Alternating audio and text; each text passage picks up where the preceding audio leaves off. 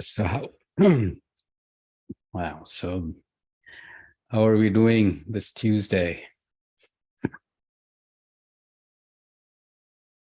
And yeah, happy 2023 to everyone. This is, you know,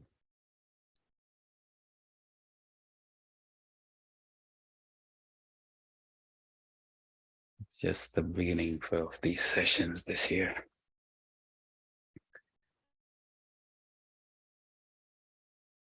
So Shivangi, how are you?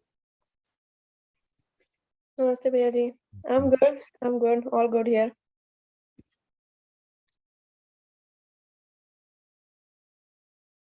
So what's on your mind? I was reading. I started reading the Khand 2 of the book that Guru Maharaj has written, Sadhana Gyanaba. And in the very first chapter of Volume 2, he talks about three different samadhis that one sees at the third realm.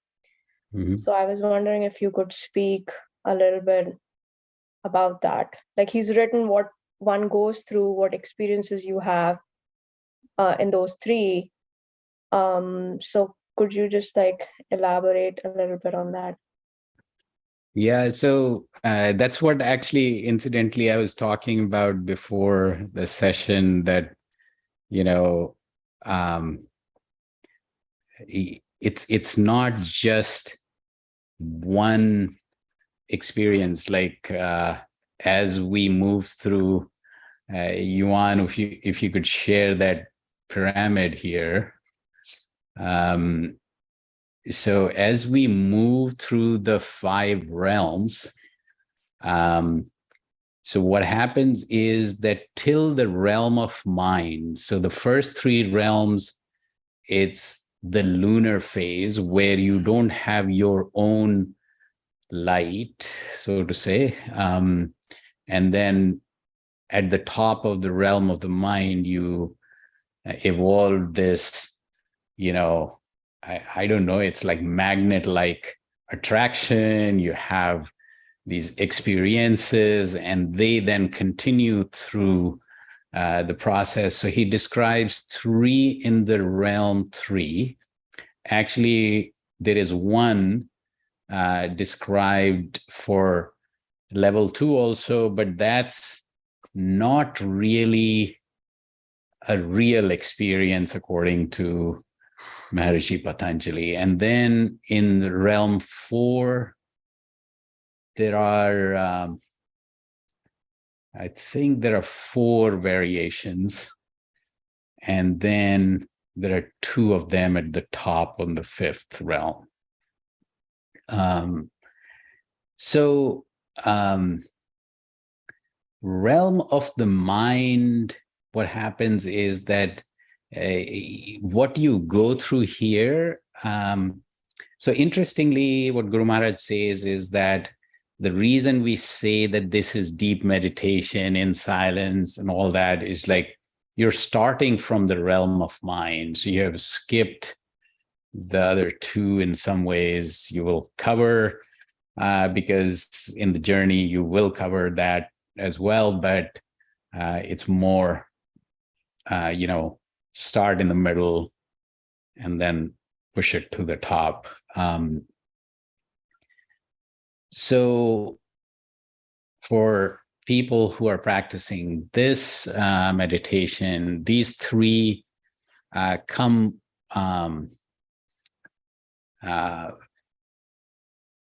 these experiences happen very quickly. So it's almost like what you will find is that when your positive energy is dominant, you close your eyes, you meditate, and you feel very refreshed. You feel very good. You feel energized. You feel it's, without real effort, you're just, sometimes people see different kinds of lights, different sounds, and all that. Doesn't happen that much here because Guru Maharaj kind of tweaked it in a way that those things are distractions. Don't really focus on that as much, but still you will find that there are times when you close your eyes and you feel that you are in deep meditation so quickly. Then there are other times when, you close your eyes, it's dark, you feel you are like really, nothing happening. It's like inertness almost. And so that's like almost negative energy driven state while you're meditating. And the third one is where you close your eyes, and as soon as you close your eyes, a movie starts of things that you have seen, things that you have not seen. It just nonstop. It's like churns. And you're like, I was meditating in silence and looking for, quiet space. And as soon as you close your eyes, it's like completely opposite. And I think my father has also talked about this in one of his articles elaborately. So think of these three dominant states, and when each one of this, like literally when you go, sometimes you get into a phase, and that phase is such that, one of these three, it becomes prominent and dominant and doesn't go away. And then like you will call it an experience when it just repeatedly happens, and even you can recall it like very very well after the session. So so what happens here is it's my father kind of says that, like the movie like experience where a lot of thoughts and scenes and almost cut across when you close your eyes, that's, according to him, just cleansing of your inner self. For someone, it'll last, couple of sessions. For someone, it could be several weeks. And there are people who have said it could last even longer. But each of these states you have to go through. And I have a YouTube video now on effect of energies. So these three energies, positive, negative, and then this blend, which kind of is action oriented. So those three, so that happens in the third realm. Actually, Maharishi Patanjali doesn't call it an experience, but on the other two top realms, there are really deep experiences where you sometimes will, feel completely, quiet. There's nothing, and then there are times when something appears. Mostly in the fourth and fifth realm, it's very, very positive experience, very powerful. And it's one of those ayahuasca type experiences where you would remember it for, if not for your life, probably for a very long time. Very impactful, very life-changing, very transformative. So, yeah, I think it's a fascinating subject there,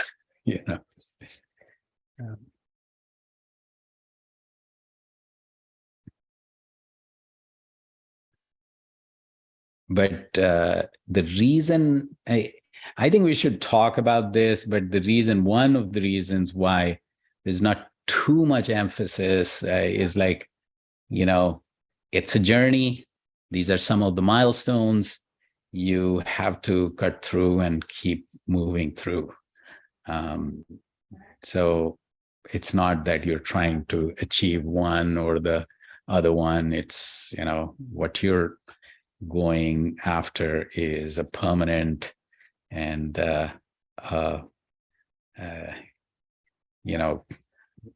land of peace, an ocean of peace, where peace is so deep and so broad, so deep. I think I'll leave it there. So Eddie, how are you?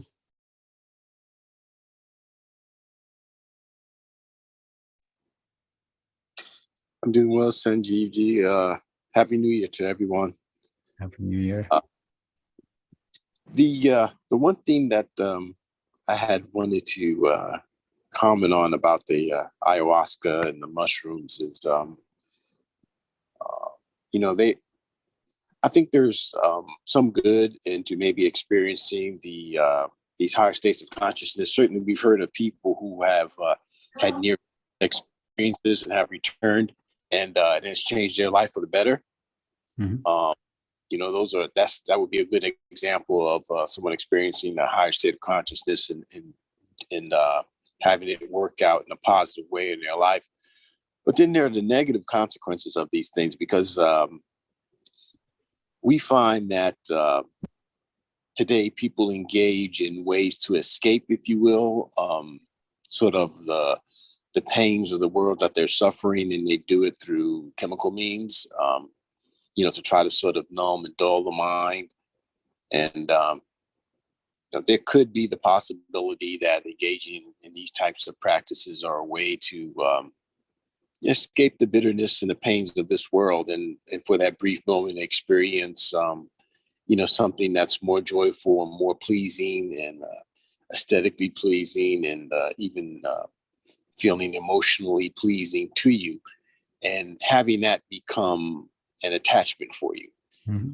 That becomes a downfall, right? Because I remember you had said once that, you can sort of have an awareness of the goal, but to focus on the goal, with desire would be an attachment, and then therefore that would be a negative thing. And so if people find themselves becoming sort of attached to ayahuasca or mushrooms to obtain these higher states where they experience some joy and some relief from the suffering that they're feeling in this world, that would become an attachment and a negative thing. And so in that sense, I think maybe engaging in those practices can be a slippery slope. You experience one time, it may be good for you. You get to experience to know that there's something greater that's beyond this physical world. But then there's the pit, and you can fall into that and become attached to these things, and then that's no good for you. Yeah, I think what Guru Maharaj says is that, a lot of this can become a distraction, and in so many ways, I feel a lot of people don't get to the ultimate goal where you become so powerful, so peaceful, so full of light or enlightened, and so full of love that everybody around you can feel it, that this unconditional love is just for everyone. So all that can only happen if you continue to progress, and if you get stuck in any of these quote unquote attachments, or get distracted because it just one of the things as you go through these realms and you progress is you find a higher experience, and then further higher experience, and then a further deeper experience, and there are times when you feel that this is good. When you close your eyes and there is movie-like disturbance, or when it's inertness, you feel that, my father used to say that a lot of people think that my meditation has gone wrong, and some of them even stop. And that, I think, is one type of distraction. But then there are other types of distractions where you feel a deep and good experience and you want to stay there. And then that stops the experience, the progress. So, yeah. So, yeah. So, Deborah, how are you? Good, good. I think I must be in the cleansing section that you mentioned. I would say this time I went from having that kind of movie experience of all different things and people and things that happen to you throughout your day, and then kind of parts of blankness, like quiet blankness, and kind of flow in and out of those two things. So I am curious, like, since you both, the two of you, have been doing this for so long, so are you both fully enlightened, and when you close your eyes you're just there? I don't think either one of us will answer that question, because it is, like, till you are alive, the challenges don't go away. So saying that you got it, it's like Elusive?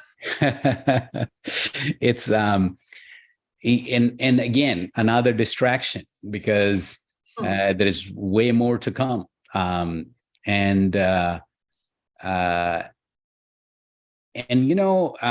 Sometimes I feel it's the master or the teacher will tell where the student is, rather than the student evaluate themselves. So if I tell you something, that would be inappropriate. So, I mean, if you understand what I'm saying. How can you tell me when I'm in samadhi? So interestingly, Guru Maharaj actually, he writes himself that I have put in this 7-volume book few things that people were telling person to person and not writing or documenting those things. And one of those is how to read a person. And I'll tell you how to read a person. So I wouldn't say if I can read you or not, but I can tell you how you can read me. So the thing is, sit in meditation, but you'll have to go beyond this movie state and inert state and all that. So it has, I think, top of the third realm or beyond. If you sit in meditation and you completely silent your mind. So what that means is it's a clean slate. And with that clean slate, if you look at a person, the first thought that will come to you would not be yours.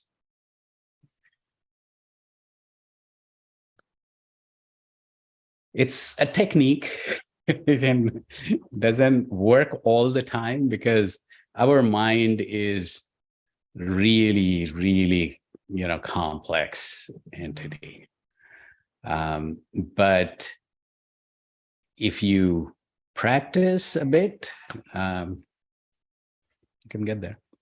So when you close your eyes, the two of you, you quiet the mind easily right away after all these years of practice. Like you said, you had a very disturbing, crazy week. But the minute you close your eyes, you're control and you don't think about any of those people or conversations or anything. You're just there. I don't know. I'll defer. So Eddie, what would you say? I was told a long time ago, you speak in a general way. I would say that that means you're not going to answer my question. I'm smart enough to know that, Eddie. But I Right? would say that, well, I was told to always speak in a general way, even when discussing one's progress or lack of progress. But I would say that there does become a time when, yeah, you just sit and you transition into that very peaceful, calm state of mind. But it's like Sanjeev said. I mean, you go through this process first, where you have you're unable to sit. Then there comes a day when you're able to sit comfortably. Then there comes a day when you're able to calm your or observe your thoughts, your changing thoughts. And then there comes a day when you're able to sit calmly, and the monkey mind, if you will, becomes calm. And now you have peace of mind, somewhat peace of mind. And there are no, random thoughts that are coming through your mind. And so that becomes for you a sense of peace. And that's where you really kind of begin to sense like some peace in your life. But that's not the end goal. I mean, you don't want to stay there, but that state, once you experience it, it's like if you see something with your eyes for the first time, no one can tell you that it doesn't exist, right? So once you experience something for the first time like this, no one can tell you that it doesn't exist, and it becomes easier to duplicate that state because you know what the experience is like, and so you can easily move there again. And through repeated practice, this can happen. But also, we talked about ayahuasca and mushrooms. You can get the benefit of a higher state experience of a higher state of consciousness by the grace of a guru.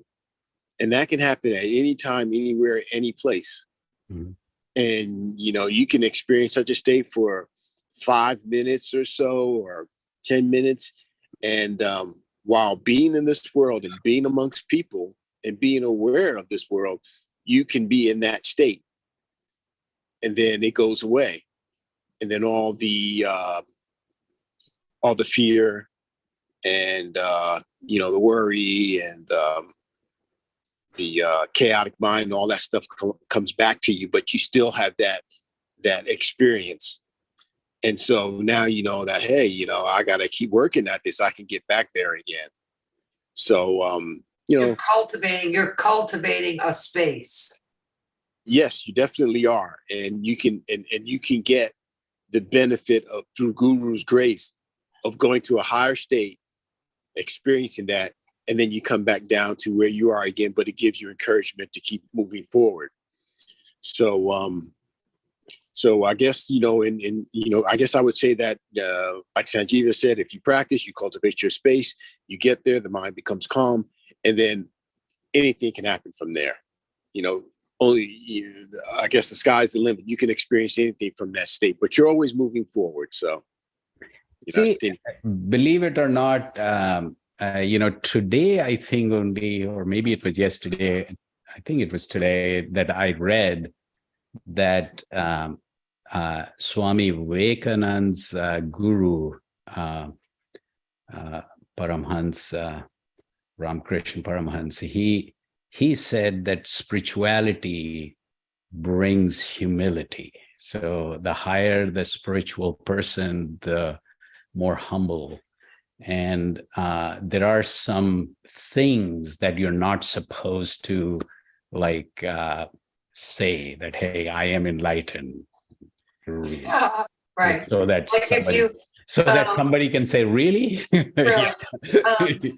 in the way I was raised, for example, if you do like an act, probably this is similar. You know how so many things have similarities to across all cultures. So what I'm going to tell you, I'm sure isn't unique to the culture that I was raised in, but that if you do a good deed and you tell people what a good deed you do, that it's erased. Right? Yes, yes, Doesn't yes. count. I totally believe in that myself. So Yeah, absolutely. and the thing though is and I'm just to make like I don't know, it's just to demonstrate that I personally feel that it's not me, but either the process or the group or the masters of this method have provided a platform which makes me experience things that I otherwise wouldn't. So I'll give you an example. So I'm sitting here. If I was sitting alone versus I'm sitting here with all of you, my experience is different. It's deeper. But when I go to India and I sit with 5,000, 10,000 people in silence, first, it's a miracle that a few thousand people can sit in silence, number one, right? Number two, I actually personally experienced that it's like, how do I experience what I'm experiencing here? Or how do I express what I'm experiencing here?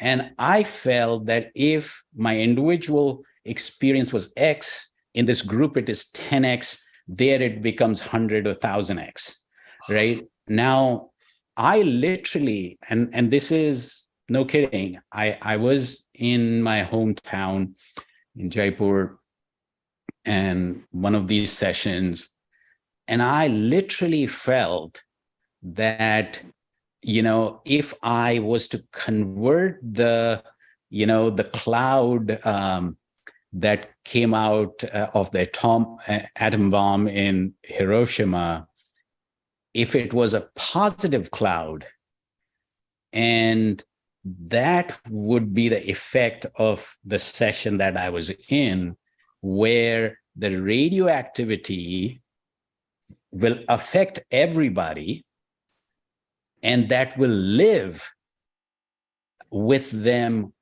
like, if not forever, for a very, very, very long time. Now, that does, so it's the same atoms, same, stuff, but something has to come together as a catalyst to make that energy come out. So if I was to sit alone and do that, I don't think that catalyst is there. But if I am with this transcendental energy and with this collective, something changes, and that creates this fission or fusion, whichever one, and boom, comes out the energy. And I call Guru nothing but the catalyst which enables that energy to come out. I don't know if that makes any sense, but I am telling you, it is enormous. It is not a X, 10X. It's like, boom, what happened? I mean, and Rajat is here. We went to his house in Connecticut in November. And I'm telling you, I mean, I'm talking about X, 10X, 100X. That Sunday session, I mean, I cannot even describe what happened. It was beyond expression. It wasn't,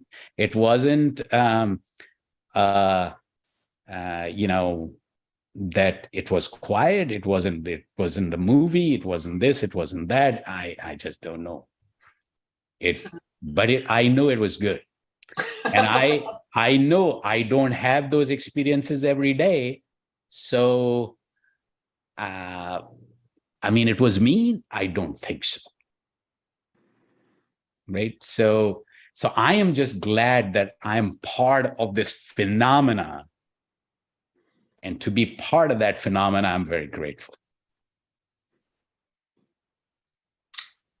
And it is, I'm telling you, I mean, with total and absolute conviction that I have seen people and their states in this satsang, which is absolutely and totally uncommon.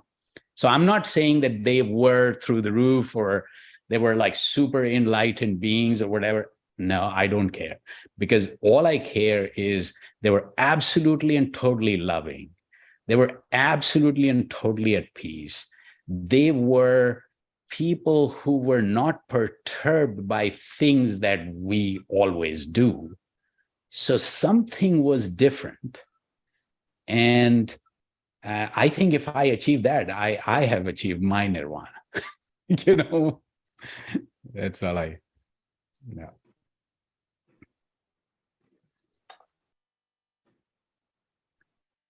So yeah.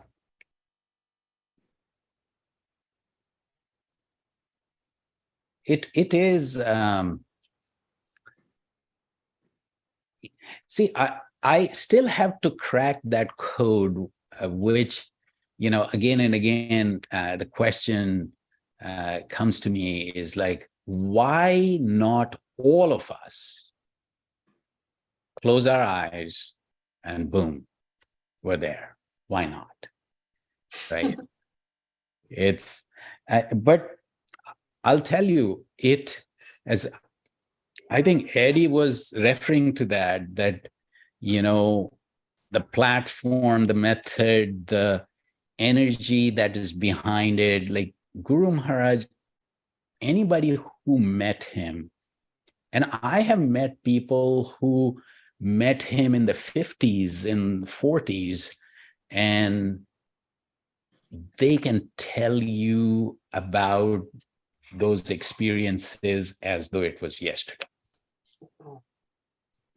It's, you know, and I personally met with, you know, some of these folks, even my parents and my uncles. I mean, it's like, okay, Guru Maharaj himself achieved something, but then, you know, all his kids, I mean, my kids, like, I sometimes wonder where they are headed. And here, I have examples of not only they, you know, serve the mission in a way that they open their doors to everyone, which is like, that's not common, right? But then, you know, having this state within. So it was like what Guru Maharaj said was that don't talk about it too much, implement it so that people can follow, right? So very intriguing, very intriguing. But I would tell you this, I think, you know, a lot of people asked Guru Maharaj, and my eldest uncle was also, he used to say that close your eyes, meditate. In this method, you don't see different types of lights and sounds, which some of these, you know, Kundalini, Jagrans, and all those, there is a different path, so to say.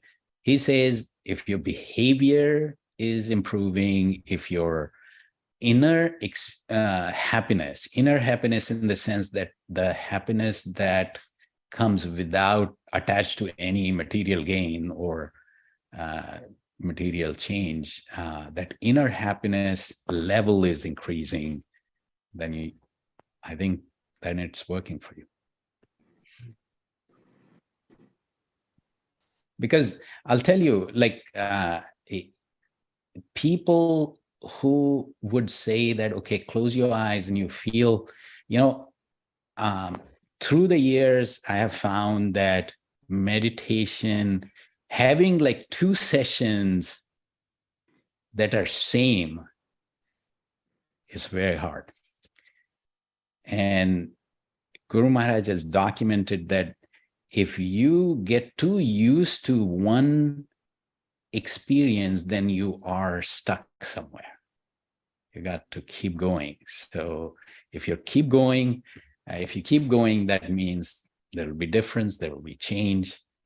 And that change is what you have to persist through to get to the higher state. Okay, I'm coming back next week.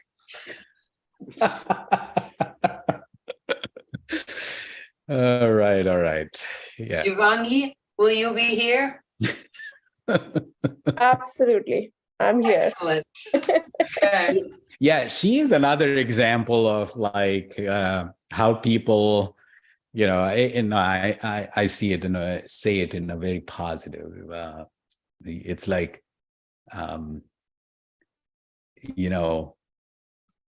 one thing Guru Maharaj used to say is like investment, the earlier you start your spiritual journey, the better.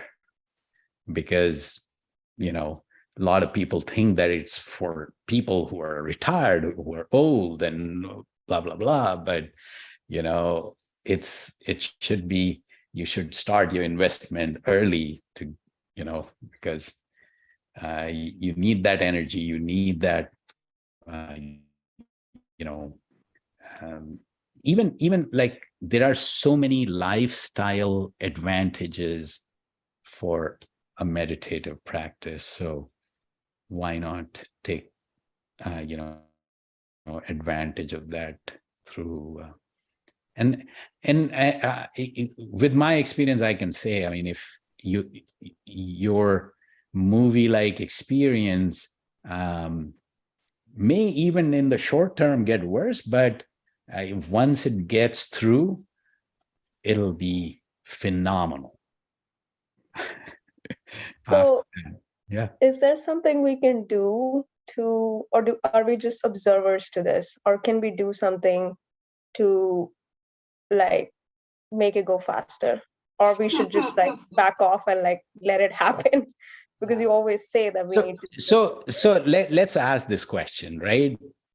I have a wild horse and I want to tame it. Can you predict how many rounds it will take to tire him? Right? And if you did that, will you be done? Right? It's not, every horse is different. Seriously. I mean, no kidding here. Yeah, I think, Eddie was talking about sanskars one day, and it's like every time you do something, think of it's a line in the sand in your, in your brain kind of thing. And the more you do it, the more darker those lines get. And I think this consciousness, the more I read about consciousness, it's like goes on and on and on forever. So we are made up of, star stuff. So we might be more ancient than we think. That would explain so much. The more I'm reading and the more I'm, studying this, it's crazy. It gets to a point where the mind explodes. And believe it or not, like Deepak Chopra was saying, what I have been hearing since I was a little kid, that with your mind, with your thought processes, you cannot achieve that experience. Because we think that mind is everything. Mind is just one of the tools. Then the brain functions when they get to it. You just, I've read a lot about, not a lot, but I've read about neuroplasticity, right? So we're trying to build new pathways. And every time we sit and we just sit and let what happens and try to progress, then we're training, we're building new pathways that I'm sure mine will take longer than yours, of course, or anyone's, but I'm just saying, so No, we know that it's been documented that you can literally build new pathways. So when you sit your butt down and do it week in and week out, it's gonna happen. Right? Yep. All right, I gotta bounce, and I'll see you guys next week. Okay? Thank you, and Thank you have a good very week much. ahead. Namaste. And namaste, and Namaste. we'll see you soon. Okay. All right.